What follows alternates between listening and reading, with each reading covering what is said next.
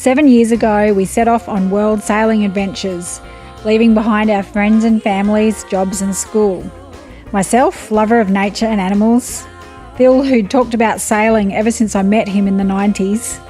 And Aidan, who was 8 years old but had started sailing young on our earlier sailing trips. We sold our flat in Australia, bought a yacht in Slovenia and sailed in the Med, across the Atlantic, all around the Caribbean, through the Panama Canal, and then island hopped across the Pacific back home. In this video, we share the highlights, the lowlights, and lessons learnt across the course of our voyage. And the name Tranquilo means chill out in Portuguese. Tranquilo. We loved our earlier travels in Brazil, hence the name. It also reassured our mums that we'd take it easy while sailing. Let's first turn to the highlights of our voyage. And the first one is the amazing landscapes we experienced, including the incredible anchorages in Europe, from Zakynthos and its white cliffs towering over the smuggler's wreck.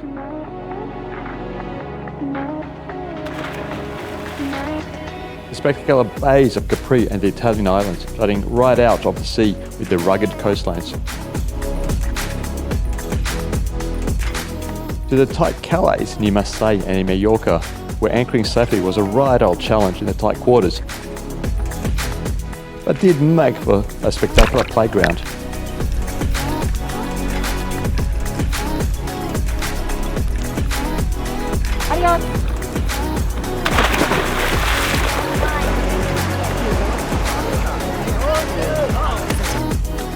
To the amazing wild anchorages of the Canary Islands at the foot of the Volcanoes, including the first Graciosa, where we arrived at night and were taken away by the sight that greeted us in the morning.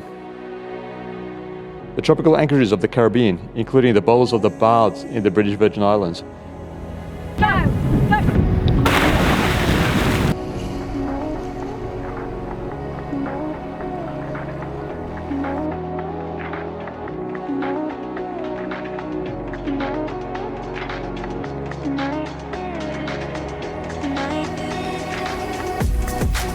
The tropical islands of Grenada with the white sands, palm trees and fringing reefs, which were on most yachts cruising the Caribbean's bucket lists. And the San Blas Islands of Panama in the far southwestern corner of the Caribbean with the crystal clear waters and idyllic pace of life. In the Pacific, the wild anchorages of the Marquesas with their towering cliffs and jungles, multitudes of pools to jump into, crags reaching into the skies, as well as the beautiful white sand beaches. Then over to the Tuamotus and their uninhabited moorings in low-lying atolls, where we had the islands and beaches all to ourselves.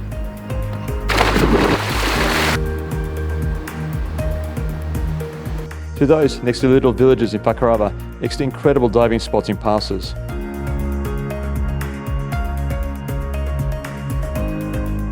Through the Society Islands with their breathtaking landscapes of rugged mountains and coral fringing reefs. In particular Moorea, where many of our cruising mates gathered.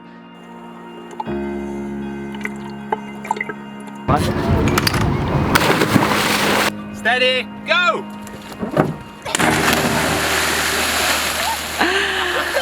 Beautiful! And Bora Bora with its challenging passes to get to idyllic beaches far from the resorts. With the spectacular famous backdrop of the mountains rising straight out of the lagoon.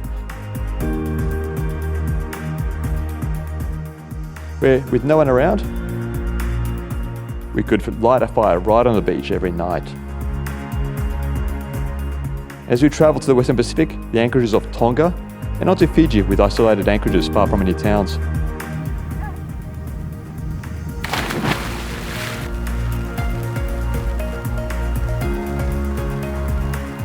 Through to our last islands of Vanuatu and tried by anchor in Captain Cook's anchorage at the foot of a live volcano and steaming rock pools of Tanna.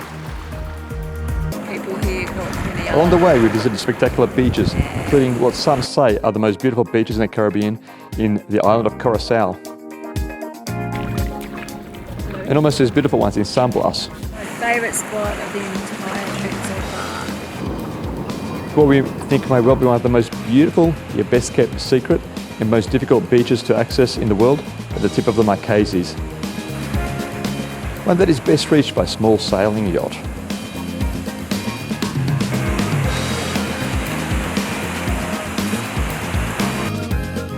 And in all that, we managed to find a beach straight out of the Blue Lagoon.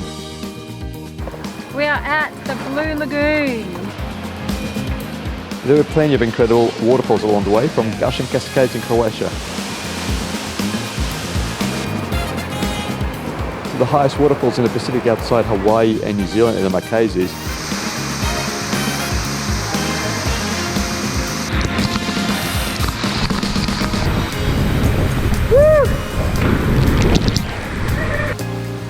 And our very own gems of pools all to ourselves.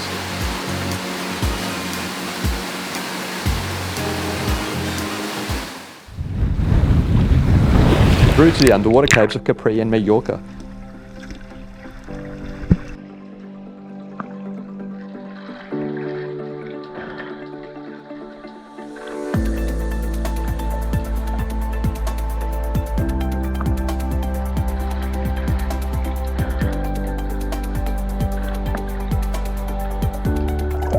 And the most spectacular of all, those of Tonga, where all those years ago, European sailors tried their luck with Tongan princesses, would hide away from angry locals chasing them.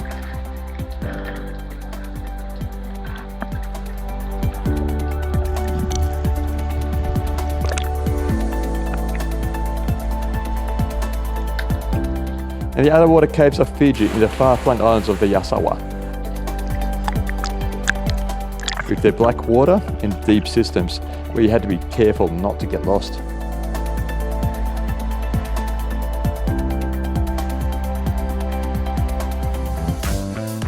And we can't forget all the volcanoes along the way, from dormant ones of the Canary Islands, the Windward Antilles and the Marquesas, to live ones such as Etna that we climbed.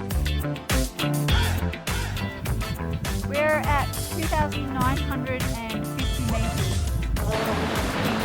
Volcano, where we dived on those underwater sulfur fishes. Stromboli, that we sailed past that night to catch the lava.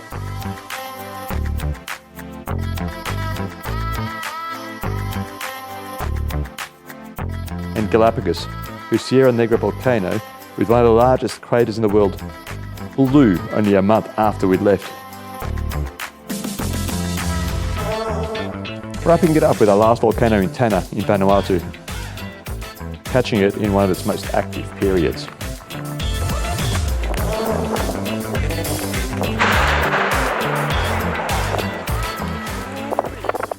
Now, while the land above was spectacular, it was underwater where it was literally breathtaking.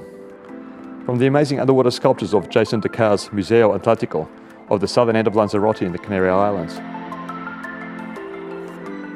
to the mysterious Polynesian statues that looked like they'd been thrown overboard by overzealous missionaries. Other underwater highlights were, of course, the breathtaking coral gardens, including off St. Kitts with their fantastic shapes and colours, along with the curious sharks. To the corals of the British Virgin Islands with their intricate shapes and underwater tunnels.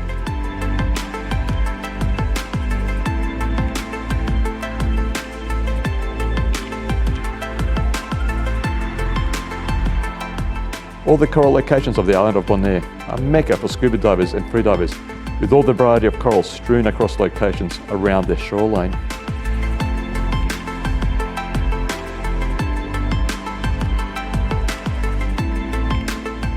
To the lush coral gardens of Taha in French Polynesia, where the current swept along past groves of anemone and the cheeky clownfish. In all these amazing places, it was all the animals, above and below the water, who made our journey so incredible.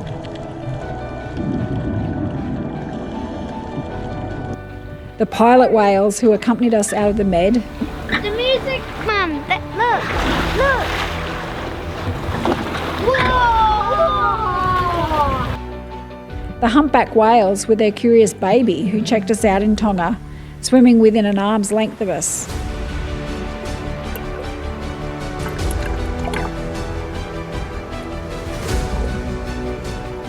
the crocodiles of the San Blas in Panama,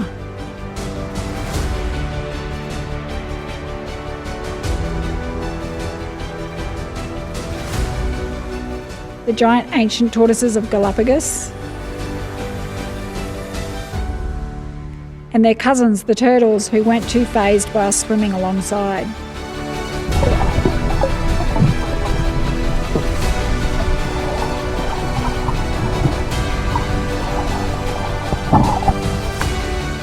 The seals of the Galapagos who frolicked with us underwater,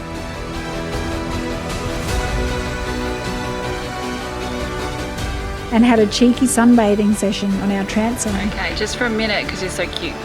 No pooing. You are gorgeous. I know. The Galapagos penguins, which are the only ones found north of the equator.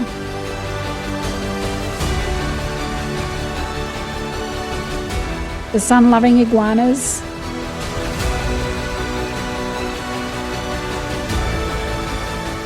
And the blue-footed boobies,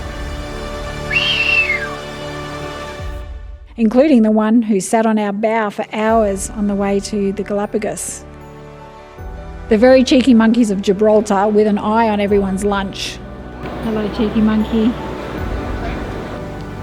We have a stowaway in our cable car. And all the sharks, such as the hammerheads while diving in the Galapagos.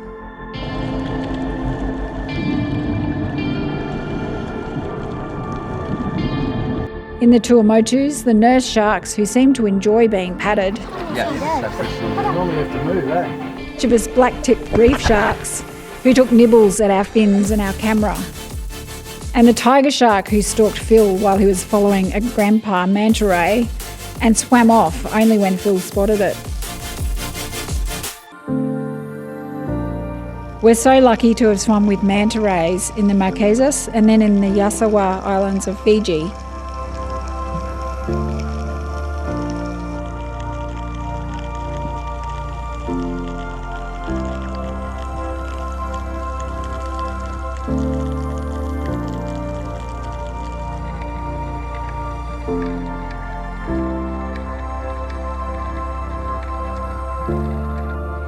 With eagle rays and other rays in Grenada, San Blas and Tonga.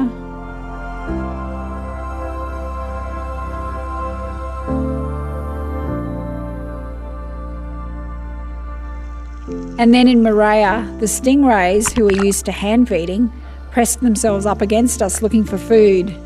An unnerving experience for us Aussies.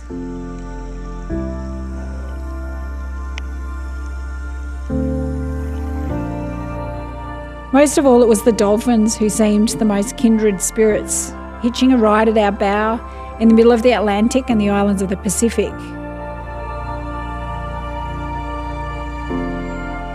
And apparently trying to save us as we headed for underwater rocks off Australia, much like they did for Bernard Moitessier on his first non-stop, single-handed race around the world. And speaking of Moitessier, who found it hard facing returning to civilization, one thing that did surprise us was how much we liked the ocean crossings, where you get in the zone, relax, and there's nothing like watching the waves and living in the moment. Taking stock of your thoughts and working through what was important and not important in life. When we sighted land, to be fair, we experienced mixed emotions, as while we were looking forward to new lands to explore, we felt like we could just keep going, be in our elements, and not have to deal with things to fix, emails to sort out. And it wasn't just the natural world and the ocean crossings that enthralled us. It was also the magnificent towns, villages, and architectural marvels, such as those of the ancient Roman world, like the amphitheatre of Pula in Croatia, one of the 6 largest surviving Roman arenas. And of course the ruins of Pompeii at the foot of the volcano Vesuvius, with the incredibly preserved buildings, statues and mosaics which Aidan just loved exploring. And the Roman Forum and the Colosseum in Rome, and if the barbarians couldn't destroy them, neither will the hundreds of thousands of tourists, along with the 3 of us. Through the wonders of the Middle Ages, such as Pisa and its Leaning Tower, which we climbed and managed not to tip over, and Rome, with all its wonders such as the Vatican.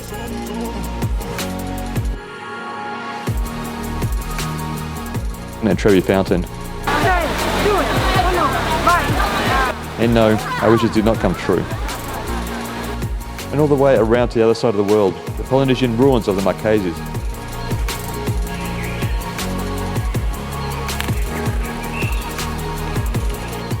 With their otherworldly carvings. Little wonder some think they were inspired by interplanetary visitors. And amongst it all, we visited the spectacular villages in Croatia, including Pristine, Korčula,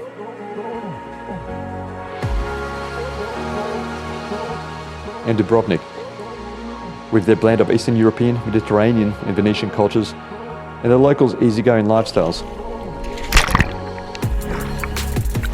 As well as Montenegro's San Stefani, with Montenegro's and Europe's elites like Sofia Loren used to holiday, and why they wouldn't let in riffraff like us to enter and explore.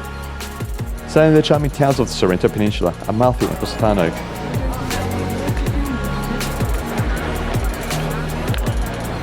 Clinging to the cliffs above the Tyrrhenian Sea, with beaches bustling with umbrellas and people. And for the north, hiding away in Portofino with its pastel-coloured terraces.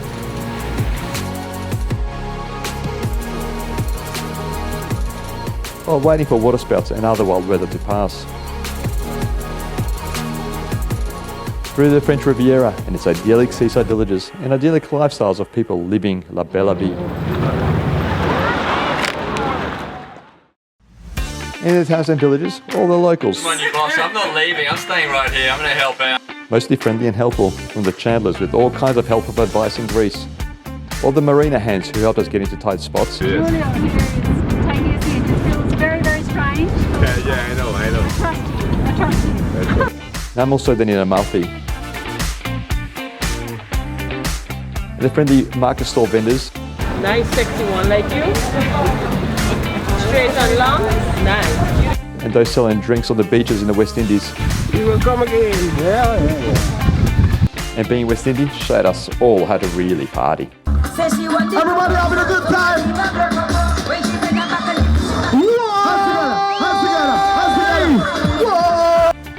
To the locals in the San Blas Islands in the canoes offering us fresh fruit and vegetables and other food.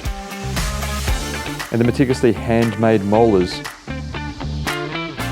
And the pilots and canal hands who guided us through the adventure of going through the Panama Canal, keeping Tranquilo safe amongst the locks and the largest ships in the world. Although we did ignore their advice on swimming in clock-infested waters, they're harmless freshies after all. And the villagers of the Marquesas who provided us with fresh provisions. 5 pamplemousse, 1,000. This one? 5. Or invited us to feast under the stars, cooking the wild goats they had just shot and skinned.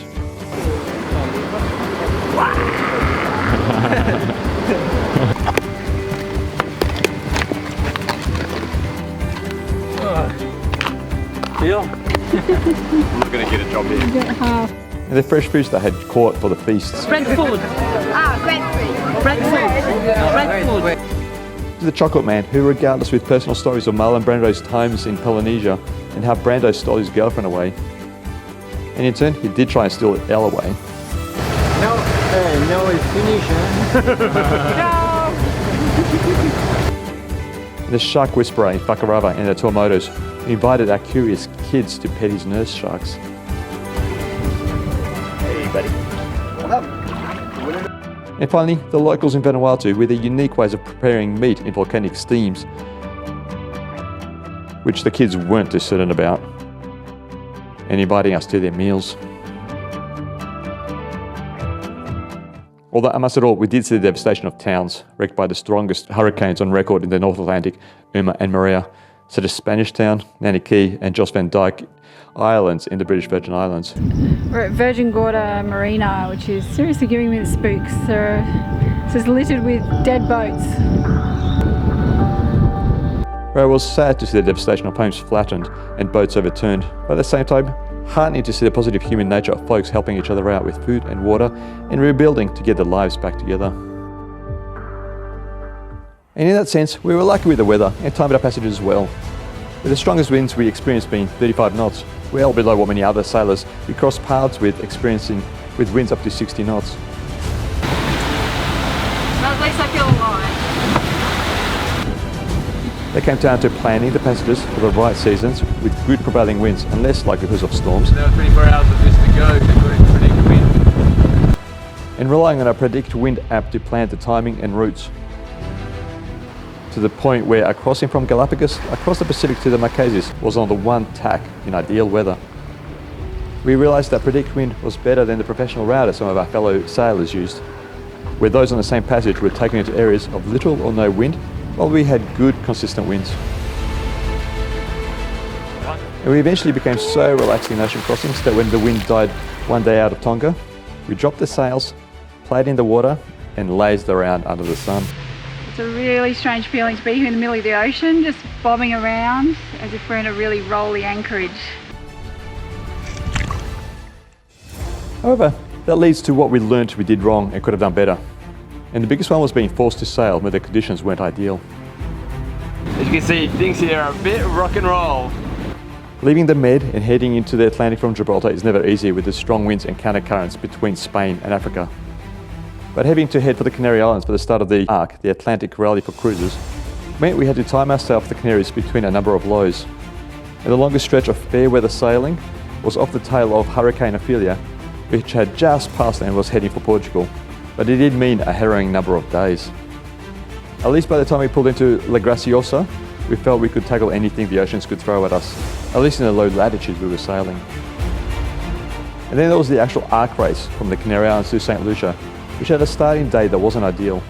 Too early in the season for the trade winds to have established, which meant a lot of motoring. And so our fellow sailors did run out of fuel and had to be towed into port. Welcome, guys. Other times, we were also rushed to make rendezvous, be it with friends joining us on board or to catch up with mates' yachts, which meant we headed out into conditions that weren't ideal. Our suggestion is build some flexibility into when you need to pick up and drop off those joining you. One thing we learned early into the trip is that we rushed the first months too fast. Sailing day in and day out along the Adriatic from Slovenia, through Croatia, through Montenegro and Albania to Greece, to try and see everything. Pristine. We are definitely far.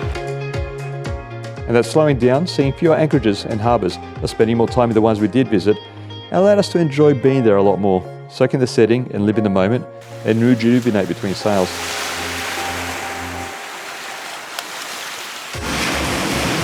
I love Papagayo. It's been such a good time being here. We're lucky that it's quite calm. To the point where we'd spend days on end in some of the most idyllic anchorages.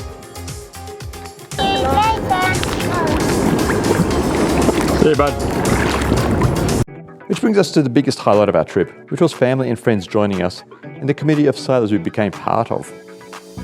One of our mums had the time of her life joining us in the Greek islands, revelling in the sun, the food, the pace and the amazing landscapes.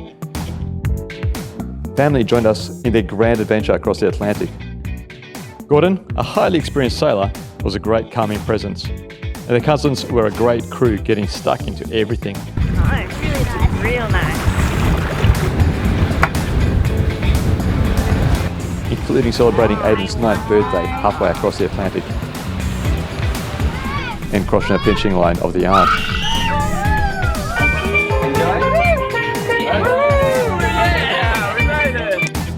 Euro-based friends joined us and showed us the good life of the locals. Can you tell me when to stop? Okay. Yes, for now is okay. And helped us get into marinas where the local recalcitrant marina owners weren't too keen on having us. And Aussie friends made it halfway across the world to join us in the beautiful waters of Croatia and Montenegro, or to frolic in the magnificent British Virgin Islands. 3, 2, 1, go!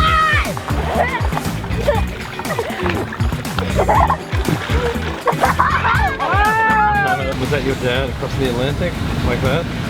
Where you were there having cups of tea inside, he's shivering outside, just feeling the Atlantic.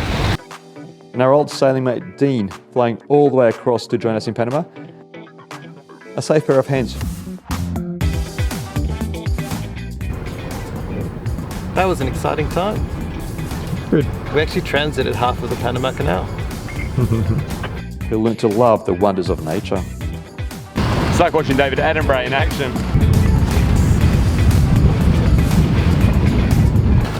Just had a great photo shoot with a bird on the bow of the boat. Completely unaffected, couldn't care less that we were near it, and just kept cleaning itself and looking back and looking around, and got lots of great photos, hopefully. On top of this was the community of sailors we became part of. People from all walks of life, all with the adventuring spirit.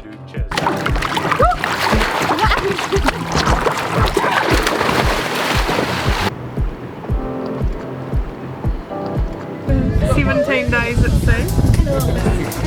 Pacific Ocean. Cheers, Nathan. All happy to break free of societal expectations and live their dreams. Oh, perfect, Rowan. That was perfect. And in the older days, they used to burn witches. Cheers. Cheers. Cheers. Skål. Skål, yeah. Skål. Cheers. You realise that the story with the bucket, that's all bullshit. I haven't been here with two. Very smart.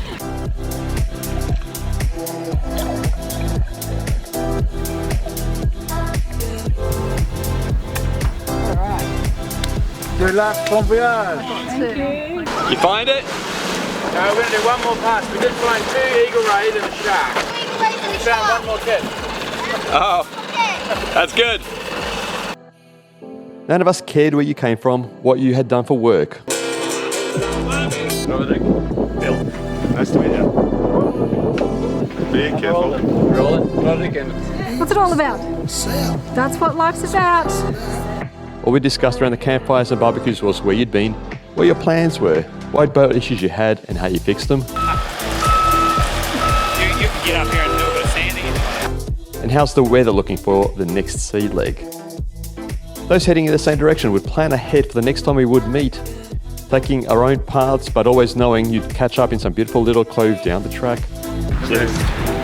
We stopped off on a couple of islands on the way. Oh, wonderful. Yeah, the Mid-Atlantic. One was a the Mid-Atlantic bar. Disney film. Stunning, absolutely amazing. That was 100 times better than I thought it was going to be. We loved the time spent with all of them, even if sometimes we'd prank each other and get up to no good.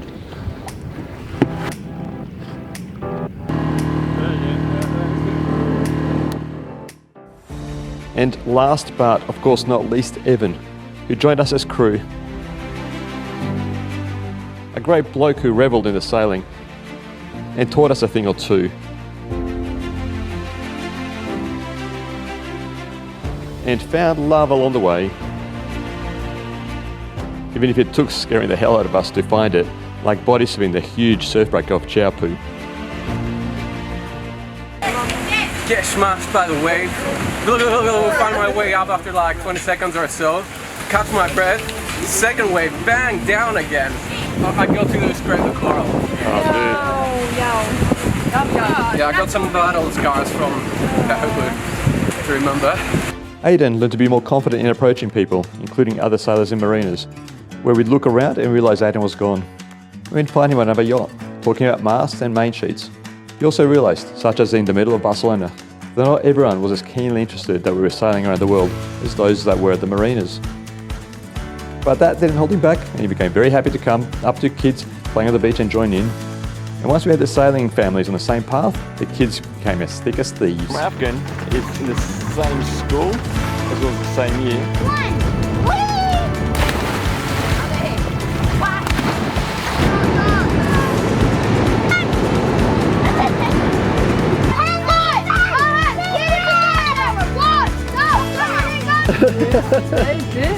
They did it.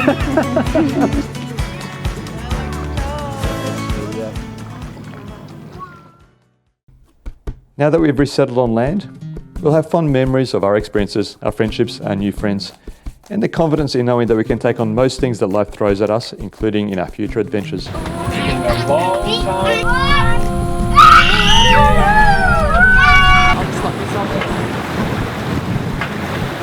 Now we have nice smooth sailing downwind. So a bit of a contrast to upwind. This is what the trip's all about. Spending a lot of time sailing, Phil's at the helm, Aidan's doing his distance education, sails are set nicely, The hand washing's on the line. So yeah, this is our life. So there you have it. These are some of the highlights, the lowlights and learnings from our trip. If you're considering doing the same thing, be it sailing the oceans, travelling overland in a pole drive or an expedition truck, or backpacking the world for a few years or even just a few months, go for it. It will be the adventure of your life. And I'll leave you with a quote from Mark Twain. We regret the things we don't do more than the things that we do.